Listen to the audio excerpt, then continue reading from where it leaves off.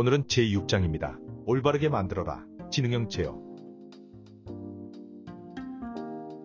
이 장은 몰러 머스크사의 사례로부터 시작합니다. 참고로 몰러 머스크는 세계적인 물류 회사입니다. 이런 머스크사에 한때 큰 문제가 발생한 적이 있었습니다. 내부 시스템의 20%가 나페트야 바이러스에 감염되었기 때문입니다. 이 때문에 전 세계 무역의 20%가 마비되게 되었죠. 머스크사는 일단 종이 시스템으로 나머지 80%의 시스템을 지켰지만 이것으로 충분할 리가 없었습니다. 결국 이는 강력한 보안, 즉 안전이 필요했다는 사례를 남겼습니다. 이렇게 기업의 안전을 위협하는 것에는 어떤 게 있을까요? 컴퓨터 바이러스, 데이터 유출, 사이버 공격 등이 있을 것입니다.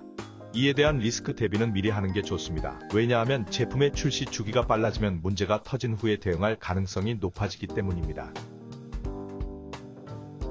이제 피해야 할 것 첫 번째입니다.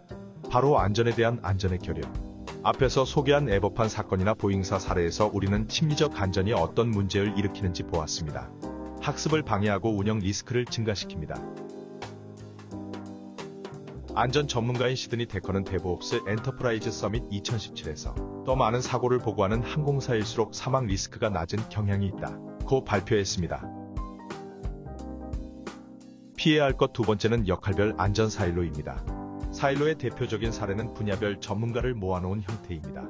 분야별 전문가, 즉 SME는 틈새 시장을 지배하지만 틈새 시장만 지배합니다. 분야별 전문가 모음은 공동의 목표가 없습니다. 사일로 시스템의 조직에서는 역할 사일로별 승인이 필요합니다. 이런 승인들 때문에 지연이 발생할 가능성이 높아지겠죠. 역할별 전문가 사일로를 만들었다면 분명 안전 분야 전문가도 별도 사일로로 존재합니다. 각 역할별 사일로에서 안전 분야의 이슈는 안전 분야 사일로로 전달될 겁니다. 하지만 그림에서처럼 일이 몰릴 수 있습니다. 저자는 이런 조직에서 최대 애플리케이션 수정 승인이 3개월까지 걸리는 것을 봤다고 합니다. 대부분 규제기관에서는 안전 업무는 투명성, 정확성의 이유로 분리하라고 제시를 합니다. 하지만 분리가 최선일까 저자는 의문을 제기하고 있는데요. 이를 다분야 팀 형태에서 해결할 수 있지 않을까 제시를 하고 있습니다.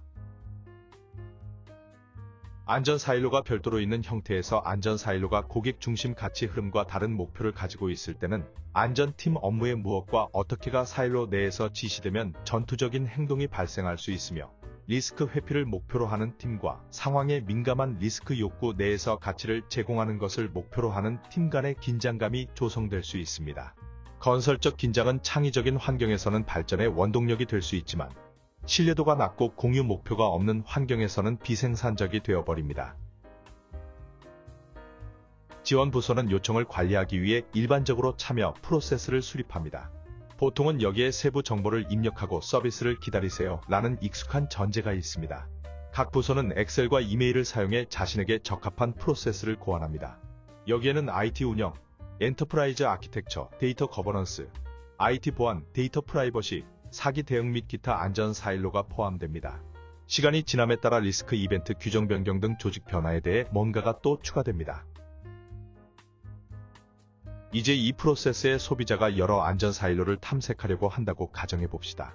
수많은 인트라넷 포털에 게시된 다양한 참여 프로세스와 일정이 있고 각기 다른 참여 방법이 있으며 각기 다른 전문 용어가 있어 매번 엔터프라이즈에 대한 고고학적 발굴이 필요합니다.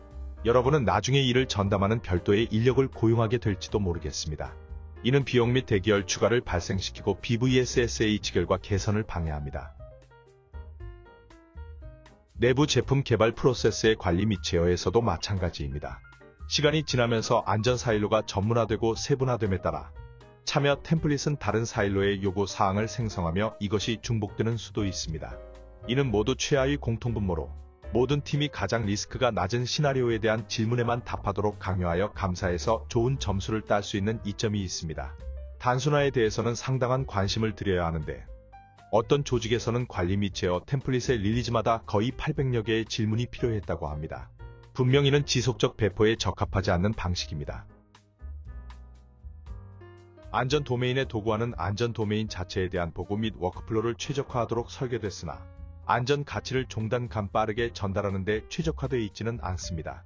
더 큰 문제는 다른 유형의 작업을 관리하기 위해 같이 흐름에서 사용하는 일상적인 도구와 제어 도구를 분리하면 여러 다른 위치와 형식에서 기록을 번역하고 복제해야 한다는 점입니다. 이러한 투명성 부족과 같이 흐름의 연결 부족은 마찰의 원인이 되며 이해와 실행 모두 격차가 발생할 우려가 있습니다. 사일로 간에 많은 종속성과 핸드오프가 있는 환경에서 정보의 흐름은 어려울 수 있습니다. 사람들은 경계를 넘어 공유하려는 경향이 적기 때문에 언어, 용어, 도구가 다를 수 있으며 고객과 같이 흐름에 맞춰 학습을 최적화하려는 명시적인 시도가 없을 수 있습니다. 저자는 서로 다른 안전표준 간에 일관되지 않은 제어, 완화, 리스크 성향 및 업데이트 빈도로 인해 상당한 중복이 발생하는 것을 관찰해왔다고 합니다. 각 영역의 대응은 해당 영역 안에서는 완전히 합리적으로 보이지만 같이 흐름의 관점에서 종합하면 정보 거품으로 인한 혼란과 지연이 발생합니다. 이는 종단 간 업무 및 시스템에 중점을 두고 모든 안전 사일로를 감독하는 사람이 없는 경우가 많아서입니다. 이러한 중복되고 사일로화된 접근 방식은 BVSSH에 큰 장애가 됩니다. 세 번째로 피해야 할 것은 리스크에 대한 고정된 사고 방식입니다. 과거에는 리스크 관리를 위해 많은 기업들이 체크리스트를 만들어 운영하였습니다. 이런 규정을 만들고 준수를 해야 한다는 것을 저자는 고정된 사고방식이라고 불렀는데요. 저자는 변화의 속도가 빨라지면서 과거는 미래에 대해 리스크 예측에 신뢰가 없는 지표가 되어버렸다라고 말합니다. 체크리스트는 과거의 지표이며 미래의 일을 잣대로 사용하는 것은 위험하다는 이야기입니다. 최근 퍼블릭 클라우드를 구현하는 과정에서 한 조직이 기존의 리스크 관리 표준을 클라우드 환경에 적용하려고 시도한 적이 있었다고 합니다. 이 표준은 라이선스, 머레어, 패치와 같은 운영 리스크를 완화하기 위해 수년에 걸쳐 제정된 것이었습니다. 클라우드 플랫폼 팀은 이 표준을 준수하기 위해 클라우드에서 서버를 프로비저닝할 때 획일적인 접근 방식을 사용해야 했습니다. 이는 클라우드의 서버가 몇 년이 아닌 몇 분 동안 지속될 수 있다는 사실을 무시했기 때문에 다양한 완화 조치가 필요했습니다. 이전 표준은 클라우드 서버에서 구현할 수 있었지만 상황에 맞지 않는 복잡성을 추가하고 실제로 악의적인 공격자가 사용할 수 있는 공격 대상을 증가시켰습니다. 이러한 규정 준수 접근 방식은 레거시 표준을 준수하지만 퍼블릭 클라우드의 이점을 대부분 제공하지 못하고 더 위험한 상황을 초래했습니다. 이는 분명히 더 안전하고를 위한 최적화가 아닙니다. 클라우드 서비스는 매우 다양하며 아마존 웹 서비스만 해도 지속적으로 업그레이드가 되는 보안 기능을 갖춘 맞춤형 하드웨어 및 소프트웨어를 포함해 매년 수백 개의 신규 및 변경된 서비스를 출시합니다. 중요한 문제는 리소스에 제약이 있는 중앙 집중식 제어 조직이 새로운 기술과 새로운 위협에 대해 자체적으로 충분히 빠르게 학습해 모든 상황과 시나리오에 적합한 세부 제어 솔루션을 선제적으로 식별하고 문서화할 수 있느냐입니다. 전통적인 어떤 대형 글로벌 조직에서는 안전 도메인에서 약 300개의 정책 및 표준 문서를 운영했습니다. 총 5,000페이지에 달하는 문서 중 일부는 상당히 규범적인 내용이었습니다. 기술 변화의 속도가 빨라지면서 이러한 규범적인 접근 방식은 결국 비생산적으로 되어버렸습니다. 시드니 데커는 2015년도 발표에서 규정 담당자가 5%에서 10%로 증가했지만 산업재해 사망자는 줄지 않았다고 발표한 것도 이런 맥락입니다. 이런 상황에서 초기 단계의 리스크 평가는 모든 프로젝트 리스크를 미리 파악해 활동을 완화하는 데 드는 비용과 노력을 예측하는 것을 목표로 하며 수명 주기 동안에는 거의 재검토되지 않습니다. 대규모의 사전 리스크 대응 계획은 프로젝트 또는 대규모의 복잡한 이니셔티브를 최소한의 정보가 알려진 시점에 조기에 추정하고 예측해 계획하는 것을 의미합니다. 초기 단계의 리스크 평가는 모든 프로젝트 리스크를 미리 파악해 활동을 완화하는 데 드는 비용과 노력을 예측하는 것을 목표로 하며 수명 주기 동안에는 거의 재검토되지 않습니다. 프로젝트 시작 시 리스크 요구 사항을 수정하는 행동은 일반적으로 대규모 빅뱅 릴리스가 실행되기 직전의 안전 분야 전문가의 라이프 사이클 후반부의 테스트 및 승인이 일어납니다. 이때 문제가 발생한다면 적색 상태로의 전환 및 통제 부채가 발생합니다. 결국 통제 부채는 흐름의 방해로 작용합니다. 이제 해야 할 것들에 대해 이야기하겠습니다. 해야 할 것들의 핵심은 좀비에서 탈출하라입니다. 제어 및 규정 준수를 강화를 하는 상태에서는 조직이 복잡해지면 어떤 부정적 결과가 초래될지 예상이 어렵습니다. 이를 막기 위해서는 무엇을 최적화하는가라는 질문을 자주 던져야 합니다. 목표가 명확해야 좀비에서 탈출할 수 있습니다. 해야 할 것 첫 번째는 안전에 대한 안전입니다.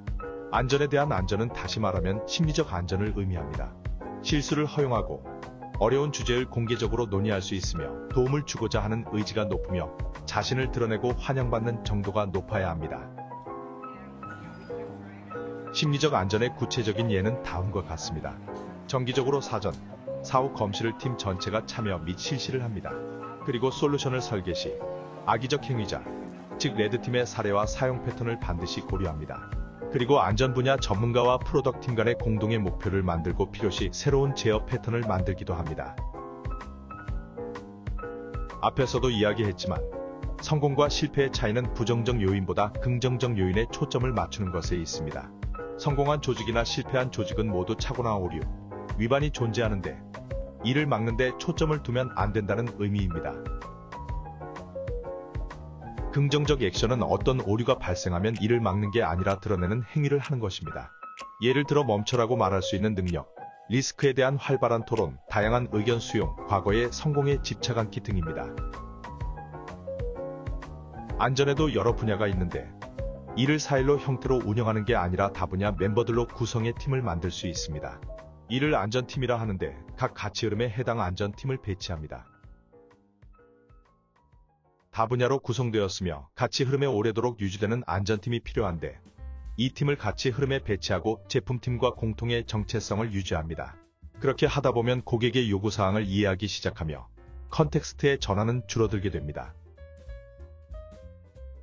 시간이 지남에 따라 안전팀은 가치 흐름의 맥락을 깊게 이해하고 고객의 암묵적인 요구사항을 파악할 수 있게 됩니다. 또한 안전 가치의 빠른 흐름을 위해 일찍 그리고 자주 리스크 관련 대화 및 최적화를 통해 장기적인 관계를 구축할 수 있습니다. 위험 관리가 제품 개발 활동의 보조적 역할이 아닌 정상적인 업무 흐름의 일부가 되는 지속적인 대화가 가능해집니다. 저자에 의하면 시간이 지남에 따라 안전 분야 전문가는 사후 대응의 80%의 시간을 할애하던 것에서 그 반대인 사전 예방의 80%의 시간을 할애해 사후 대응 및 사고 처리에 걸리는 시간을 최소화하는 방향으로 변화하는 것을 관찰할 수 있었습니다. 안전 분야 전문가는 이제 아니오라고 말하는 대신 안전한 방법을 찾기 위해 가치 흐름에 기대 안전한 방법을 찾도록 지원합니다. 그러면 결국 새로운 비즈니스 이니셔티브를 이해하고 위험 파악 오버헤드를 공유합니다. 안전 분야 전문가는 가치 흐름의 핵심 부분으로 제어 표준 간의 중복 또는 불일치를 해결하고 생산성을 높일 수 있습니다. 안전팀은 가치 흐름에 맞춰 조정돼야 합니다. 이렇게 하면 이제 제품팀은 모든 안전 문제에 대해 일관되고 장기적인 컨택 포인트를 갖게 됩니다. 역할 기반 전문성으로 정보 거품이 더 이상 고립되지 않습니다. 왜 안전을 가치 흐름에 맞출까요? 고객에게 안전한 가치를 신속하게 전달하기 위함입니다. 저자는 대형 금융기관의 AWS의 구축 전환 사례를 들면서 안전팀의 역할을 설명합니다. 클라우드팀에서 AWS 구축 계획을 세우고 이를 안전팀과 상의하게 됩니다. 클라우드팀의 팀원은 초기 데이터 세트는 90TB에 매일 약 1TB씩 추가됩니다. 공급업체가 AWS에 데이터를 저장하는 것은 어렵지 않을 겁니다. 라고 조언했는데 안전팀과 논의 중에 이는 머리어를 가져올 리스크가 있다는 것을 알게 되었습니다. 리스크를 완화하기 위해 취할 방법으로 클라우드팀은 다양한 방법을 생각했습니다. 먼저 온프레미스로 다운로드를 하는 방법이었습니다. 하지만 이는 대역폭 제한으로 몇 달이 걸릴 수도 있는 방법이었습니다. 또 다른 방법은 암호화된 물리적 1테라 디스크로 복제하는 것이었습니다. 하지만 이는 물리적으로 상당한 인프라 및 반복 작업을 할 인력이 필요했습니다. 클라우드 팀에서는 AWS 기능을 조사하다가 AWS 자체적으로 빅데이터 전송 기능이 있다는 것을 발견하게 됩니다. 이를 안전팀에게 제시했는데 안전팀의 경우 해당 기능에 대한 보안 평가가 필요하며 6개월이 걸린다고 했습니다. 이어서 클라우드 팀에서 또 다른 아이디어를 제시했는데 공급업체의 AWS 계정에서 직접 데이터를 복사하는 방법이었습니다. 당시 안전팀은 현재 가지고 있는 스캔 솔루션은 클라우드에서는 사용이 안 된다고 했습니다. 하지만 계속 비즈니스 팀과 협업을 해온 안전팀으로서도 비즈니스 가치를 상당히 실현시키고 싶어 했습니다. 클라우드 팀과 같이 화이트보드로 가서 가능한 옵션을 같이 고민을 시작했습니다. 결국 이들은 가벼운 네이티브 머레어 방지 솔루션을 찾았으며 안전팀의 감시하에 AWS로 전환을 완료할 수 있었습니다. 가치 흐름별 안전팀들을 지원하는 또 다른 조직이 필요할 때도 있습니다. 이를 여기서는 안전당국이라고 부르고 있습니다. 이들의 역할은 COE와 유사하며 비즈니스 프로세스의 리스크 관리, 보증을 하고 위험 허용 내 전체 정책 표준을 수립하며 리스크 카탈로그를 만들고 관리합니다. 여기서 리스크 카탈로그라는 것이 나오는데 이에 대해 알아봅시다. 리스크 카탈로그는 안전당국의 지식관리 도구 중 하나로서 리스크들을 수집하고 이를 카탈로그화합니다. 기록의 정리 결과라고 생각하시면 됩니다. 카탈로그를 활용하여 리스크 스토리 템플릿이 만들어집니다. 결국 리스크 기록을 모으는 목적은 리스트 스토리 템플릿을 만들기 위함입니다. 스토리 템플릿은 모든 상황에 적용해야 하는 원칙을 설명해야 합니다. 예를 들어 머레어 리스크 스토리 템플릿은 각 서버에는 하나의 권장 제어 패턴의 기반이 될 수 있는 시만텍 안티바이러스 에이전트가 포함되어야 하며 매주 새로운 정의로 자동 업데이트 된다와 같은 기술 솔루션을 지정하는 것보다 모든 상황에 적용해야 하는 식별, 격리 및 경고 원칙을 설명하는 언어를 사용하는 것이 좋습니다. 격리 및 경고 문구는 일부 기술 환경, 예를 들어 특정 클라우드 기술들에서는 불필요하게 제한적일 수 있습니다. 다음은 리스크 스토리 템플릿의 한 예입니다. 리스크 제목이 있고 관련 정책 링크들, 그리고 given I want to so that의 섹션을 정리했고요. 완화 조치는 어떻게 하는지까지 정리되었습니다. 해야 할 것 세 번째는 지능형 제어입니다. 제품팀과 안전팀이 협업을 한다면 두 팀은 잠재적 리스크 관련 정책에 대해 대화를 나누게 될 겁니다. 완화 가설 백로그에 이에 관련된 리스크 스토리를 넣을 거고요. 안전 거버넌스도 이제 리스크 스토리 수준으로 운영되게 될 겁니다. 안전 분야 전문가는 거버넌스가 승인되면 팀의 승인 없이 바로 진행합니다. 릴리즈는 가치 결과 책임자의 책임 하에 발급됩니다. 하지만 리스트 스토리의 검증과 릴리즈는 분리되어 있습니다. 다시 말하면 릴리즈를 하는데 안전 도메인의 승인은 필요 없으며 참조는 할 수 있습니다.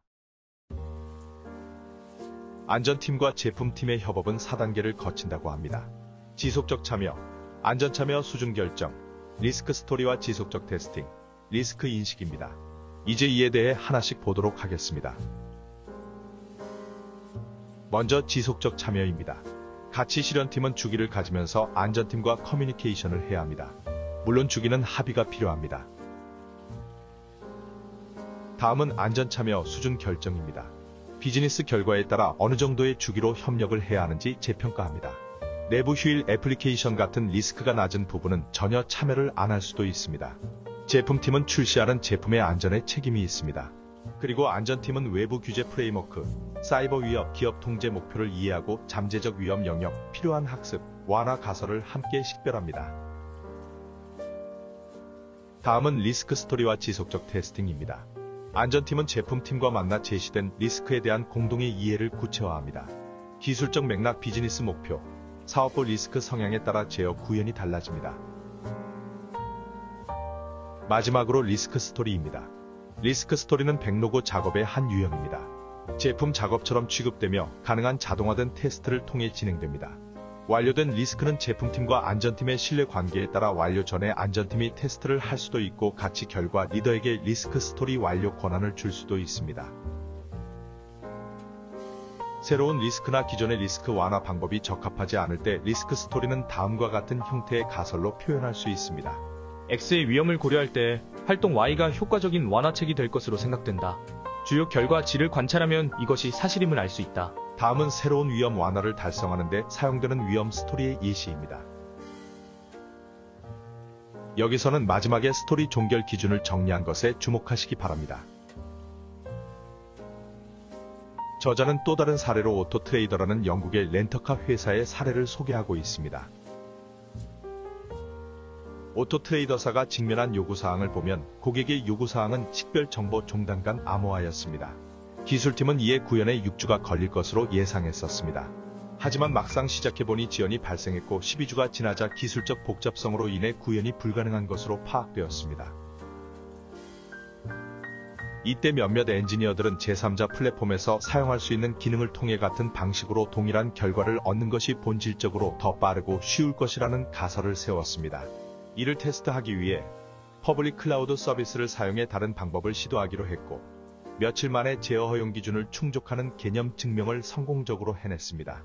이 개념 증명의 성공으로 데이터 센터 내의 프라이빗 클라우드를 운영을 완전히 전환해 2년 이내에 퍼블릭 클라우드로 전환하는 것을 목표로 대대적인 마이그레이션을 시작하게 되었습니다.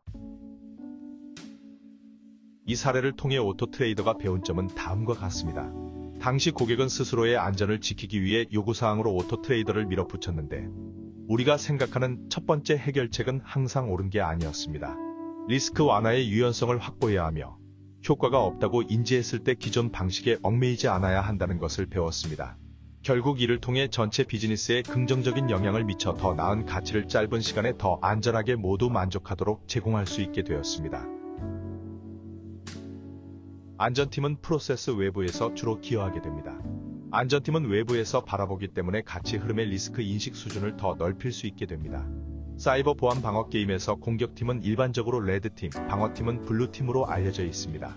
지능형 제어 운영 모델 내에서 이러한 방어 게임은 정보 보안, 사이버 안전 부서의 책임이며 안전팀의 일상적인 운영으로 확장될 수 있습니다. 개발팀과 안전팀은 긴밀한 파트너가 되어야 합니다. 작업에는 결과물이 있어야 합니다. 다음은 진화 결과물의 예시입니다. 실제 릴리스 시점의 가상 IT 변경 요청, 즉시할 프로세스를 적용해 기술 종속성 알림과 같은 IT 관리 목표를 해결할 수 있습니다. 지능형 제어에 검증된 릴리스 인증서로 지원되는 CR은 더 빨라지고 일부 상황에서는 자동 결합된 승인 흐름을 따라 정기적인 주기로 프로덕션 환경으로 이동할 수 있습니다.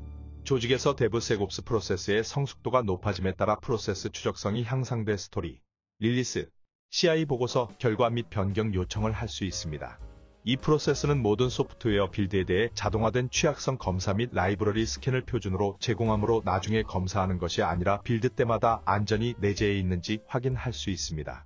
제품 개발 파이프라인의 보안을 구축하는 것은 지능형 제어를 통한 안전팀 참여 활동의 일부입니다. 가상의 안돈 코드를 운영하는 것도 안전에 도움이 됩니다. 소통이 원활하지 않거나 직원 부재, 응답성 부족, 최소 결과의 미비가 발생 시 가상의 안돈 코드를 사용해 안전 부서와 가치 흐름 리더에게 도움이 필요하다는 사실을 알릴 수 있습니다. 하지만 이것이 제대로 작동하려면 문화가 무엇보다 중요하겠죠. 지능형 제어 패턴을 사용하면 대규모의 사전 청사진이나 순차적인 관리 및 제어 단계 게이트가 없어도 관리 및 제어, 리스크 및 규정 준수의 선험적 관계를 지속적인 모든 것의 제품 개발 주기에 주입할 수 있습니다. 가치 흐름 리더십은 이 패턴에서 가치를 극대화하는 데 다음과 같은 핵심적인 역할을 하는데요. 리스크에 대한 책임, 안전팀과 리스크 논의를 유지하면서 BVSSH의 목적을 달성하도록 합니다. 리스크의 지표를 설정하고 시각화하면 더 높은 곳에 더 많은 지원을 할 수 있습니다. 리스크의 지표의 예는 다음과 같습니다. 비즈니스 결과물이 진행 중인 제품 개수, 안전팀과 소통하지 않고 있는 것의 개수, 안전도가 낮다고 경고가 뜨는 제품 유무 등이 있습니다. 투명한 프로세스 구축을 위해서는 자동화는 필수입니다. 최소 실행 가능한 도구화의 원칙은 제품팀의 핵심 배포 도구를 사용해 데이터 중복을 최소화하는 것입니다. 많은 대기업에서는 포트폴리오 관리, 표준 및 정책, 작업 관리, 지속적 배포 및 서비스 운영 전반에 걸쳐 도구가 단절되어 있습니다. 지능형 제어 도구는 이러한 영역을 연결해 안전팀이 제품 개발 가치 흐름 전반에 걸쳐 가시성을 확보하고 간단히 대시보드의 액세스에 특히 위험과 관련된 작업 시스템을 시각화할 수 있도록 지원합니다. 지금까지 6장에서는 안전이 어떻게 프로세스에 영향을 미쳐야 하는지 알아보고 이를 위해 해야 할 것들은 어떤 것들이 있는지 살펴봤습니다. 다음 장에서는 기술적 우수성이 어떻게 가치 전달에 영향을 미치는지에 대해 알아보도록 하겠습니다. 감사합니다.